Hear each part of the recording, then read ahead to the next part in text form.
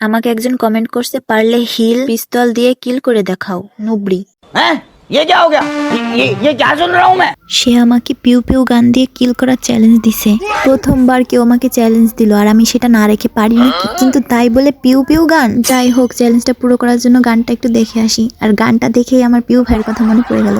যাই হোক, এসব কথা বাদ দিয়ে এখন চ্যালেঞ্জে যাই। সে তো আর বলে নাই আমাকে ম্যাচে গিয়ে এই চ্যালেঞ্জটা পূরণ করতে হবে, তাই আমি এখানে চলে আসছি। কারো কোনো সমস্যা আছে নাকি? আর সমস্যা থাকলে আমার কি, নিজের সমস্যা নিজে সলভ করো। যাই হোক, অনেক ঘুমিয়ে নিয়েছি, এখন উঠে আমার কাজটা শেষ করি। টার্গেট আমার সামনে আছে, টার্গেটটাকে এখন মারবো আর আমার চ্যালেঞ্জ কমপ্লিট করব। কই গেল? আরে এতে মেরে ফেলেছে। আরে আমার টার্গেট মেরে ফেলছে। হ্যাঁ, আমি এখন কি করব? আমি এখন ঘোড়ায় কানবো। আমি তো পুরো কেঁদে দিয়েছি। আরে এই লোকটা আমার সিপাহীটাকে কেন? একটু শুনে আসি কি বলে।